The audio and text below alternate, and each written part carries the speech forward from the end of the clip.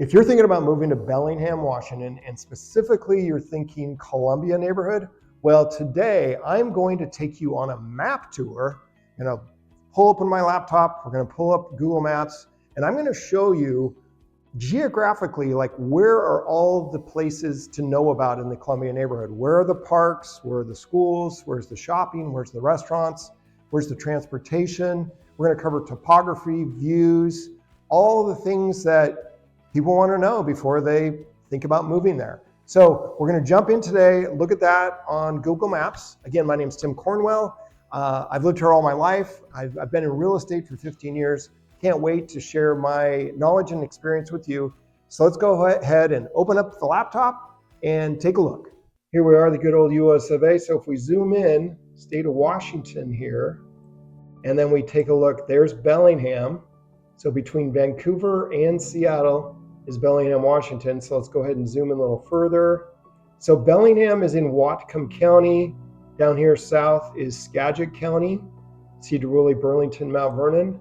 And then up here in Whatcom County, we have Bellingham, the biggest city. We have Ferndale just to the northwest, Linden, and then way up by the border is Blaine, okay? So today, like I said, we're looking at the Columbia neighborhood. So let's go ahead and zoom in on Columbia. And if we look at Bellingham, this gives us a sense of where we're at. Here's Bellingham Bay over here. This is Lake Whatcom. Here's Fairhaven, a very popular little place. Here's Western Washington University, okay? And if we zoom in to Columbia, it's right here, just kind of northwest of downtown. There's our Columbia neighborhood.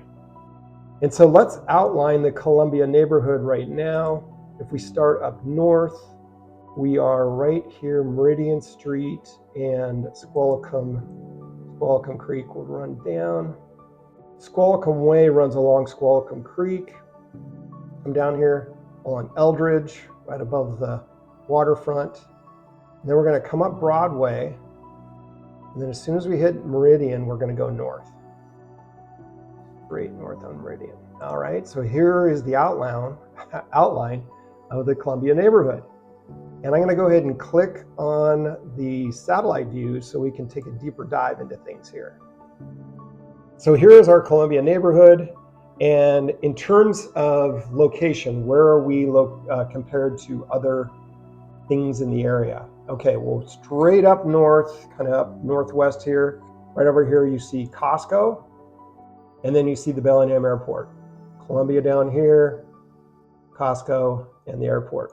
10 minutes to Costco, about 12 minutes to the airport. And then if you wanted to go to the mall, Bellows Fair Mall, it's probably about 7 or 8, 9 minutes. And then the freeway, I-5, so this is the main interstate highway going north and south. North takes you up to the border, to Canada. South takes you down to Seattle. And actually, Interstate 5 will run all the way through Oregon, California, and take you into Mexico if you needed to. So that is the airport and Costco and the mall. If you wanted to get over to Trader Joe's, it's probably about a 7-minute drive. And then Whole Foods is probably about 10 to 12. Here's Whole Foods down here. Okay, so right now let's talk topography of Columbia. It's flat. Columbia neighborhood is a flat neighborhood.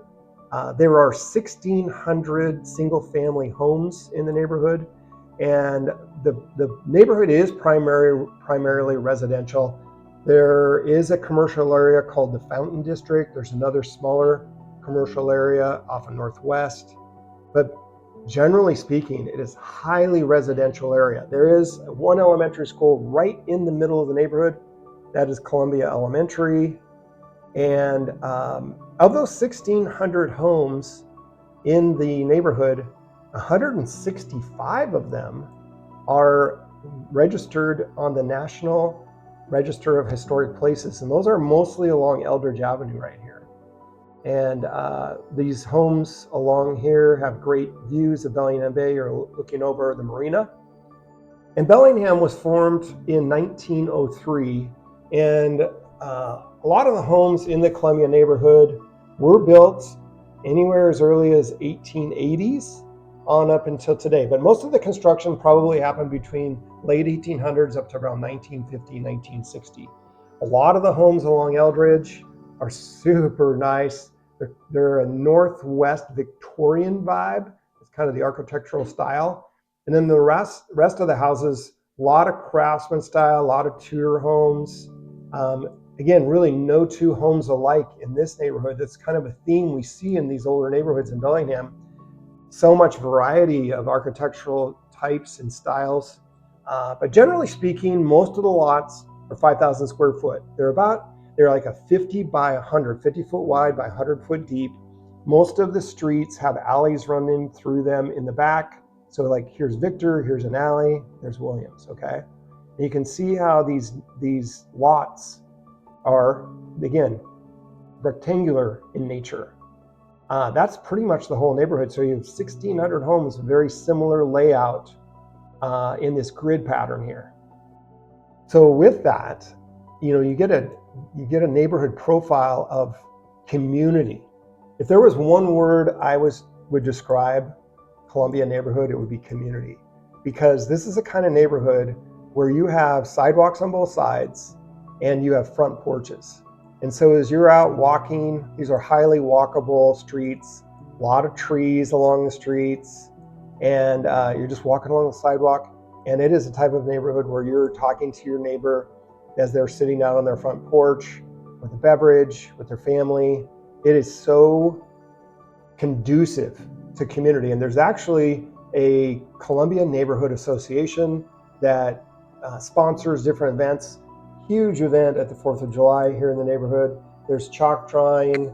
There's different activities in the parks that the community association will put together, the neighborhood association.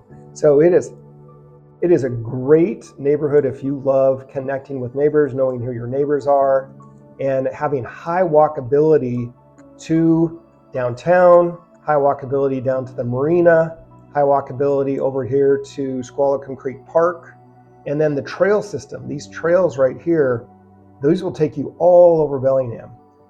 You'll be able to, you can run this Squalicum Creek Park Trail all the way over here to Squalicum Beach and then out to the new pier that has been recently finished.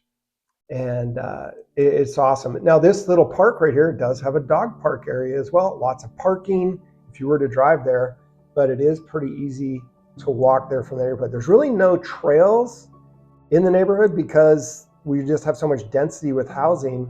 There's really not a place for trails throughout. And with a neighborhood that is so highly residential in nature, we don't see a lot of condos in Columbia, nor do we see multifamily apartments. It's just rare.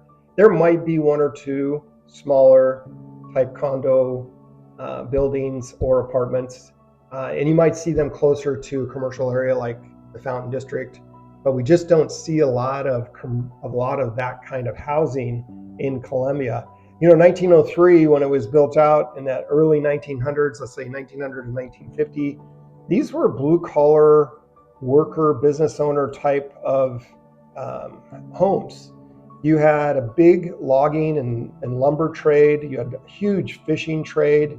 There was mining that was going on in the area, and then every supporting business to support those industries. And so this is a neighborhood that was built, again, with people that lived here and worked here in Bellingham. And it was built up over, 50, 60, 70 year period of time. Now over here, if we look at this right here is Broadway. And if we go Broadway up to Meridian, that takes us into this area called the Fountain District. And that's where we get some of our commercial. We have a store called the Restore that's recycling of all kinds of materials, mostly building and construction. There's a little plaza right here with a fountain that people love to put soap suds into. And then we do have different types of restaurants and businesses here on the main street. There's an Asian grocery store right here on Meridian. Zeke's Pizza, Cascade Pizza's been there forever. We got Griffin Furniture. And here is actually one of the murals that you see in Bellingham. Her name's Gretchen. I can't remember her last name, but she does some amazing murals around Bellingham. So Meridian, this street that starts right here on Meridian and Broadway, it goes due north. This goes straight all the way to the Canadian border, okay? So that is the Guide Meridian. And this is the Fountain District where, you have some of these commercial properties that run up Meridian. Basically, a block or two on each side jumps right back into residential real quick. So as we keep running north on Meridian, here's our grocery store for the neighborhood, Hagen's Grocery. There is a Starbucks inside there. There's no drive-through, but there is a Starbucks inside. And then here's a recent traffic feature, and that is a roundabout. These are traffic features that we see more and more in our area. There used to be a light here and traffic would get backed up, and now actually traffic moves through there fairly smoothly. And as we go north, this is about the end of the neighborhood right here. And then across Birchwood, we go into the Birchwood neighborhood. So that is it for the Fountain District. I did want to point out one little coffee shop over here. See if I can find it. There it is. Rome Coffee and Beer. Okay, let's talk about parks. And the first and foremost park to talk about is Elizabeth Park. And Elizabeth Park is actually made up of 2 full city blocks. It's 4.5 acres. It was built in the late 1800s, and it is named Elizabeth was the wife of Henry Roeder. And Henry Roeder was one of the early founding fathers of Bellingham. In this area, there's a Roeder Avenue named after Henry Roeder. So this is a great park. Lots of trees, playground equipment. I don't know if we can see it through there, but we've got a basketball court, actually 2 tennis courts / pickleball courts. We're crazy about our pickleball here. And it's just trees, shade, quiet. They do concerts in the park.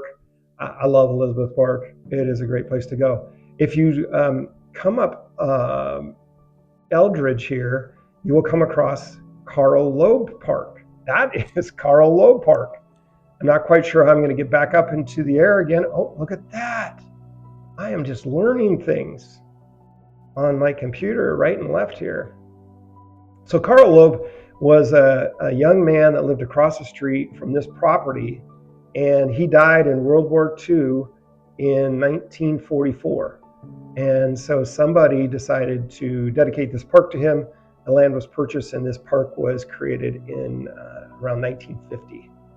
Okay, so we've got Elizabeth Park, we've got Carl Loeb Park, and then we have, well, a little further north, we have Lorraine Ellis Park.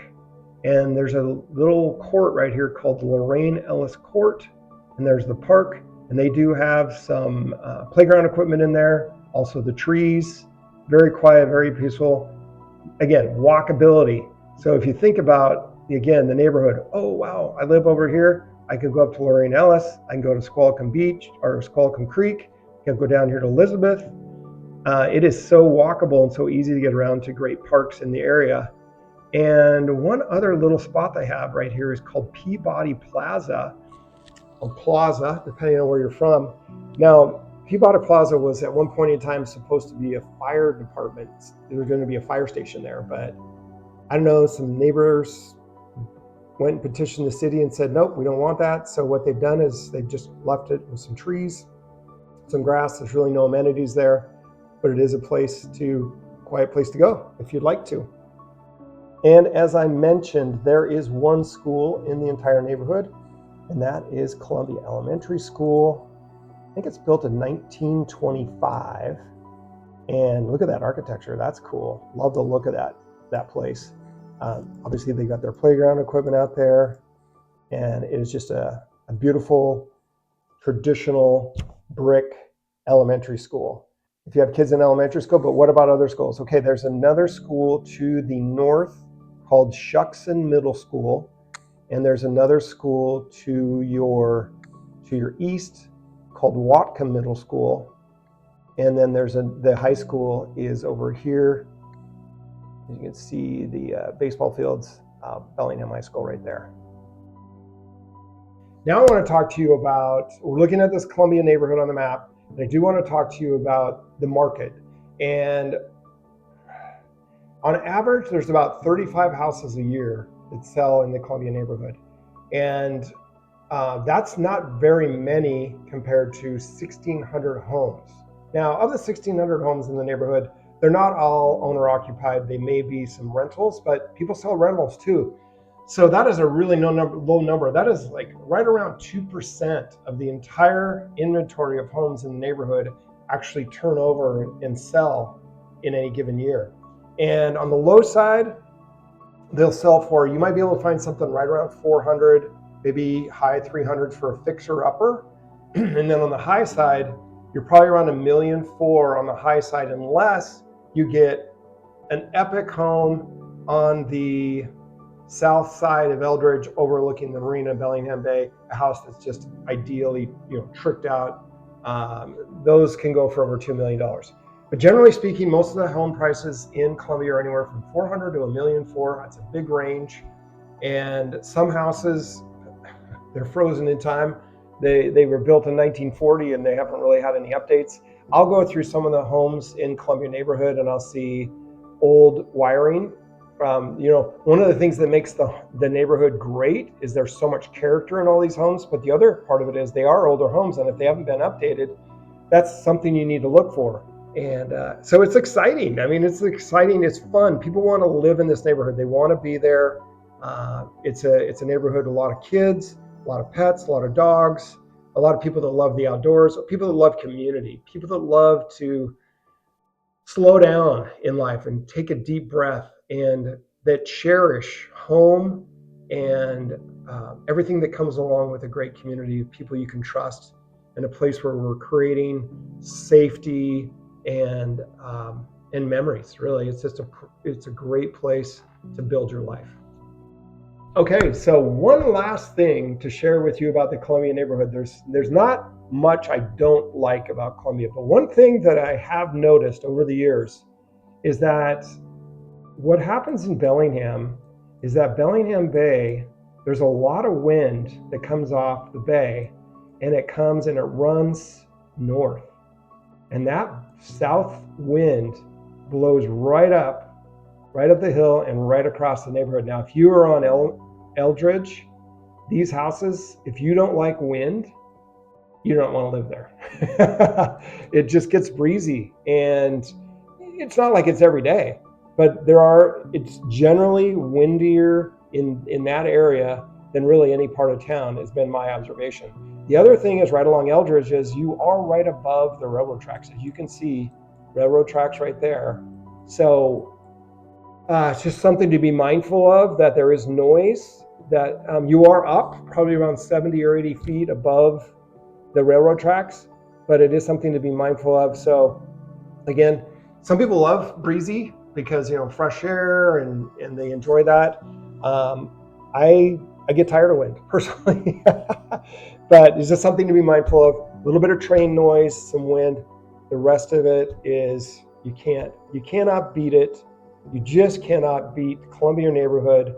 Access to parks, walking everywhere, downtown, Fountain District, restaurants, breweries, coffee shops, trail system, walk down to the marina. Oh my goodness. It's just a rare bird. And with a price range between $400,000 and $1.4 million, there's something for everybody in Columbia.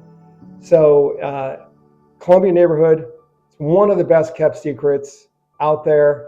And this is what makes Bellingham so special. All right, well, I apologize for my laptop Google Map navigation. It's kind of crazy when the mouse and everything happens, but I hope you have a better sense of the layout of the Columbia neighborhood and where things are located. But, nothing really could replace a conversation that you and I could have about this neighborhood, or really anything about Bellingham.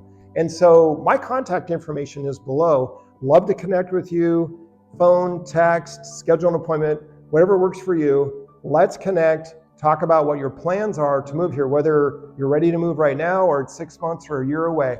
Doesn't matter. I love this. It's my passion to help people discover what's so great about Bellingham. So I can't wait to talk to you soon.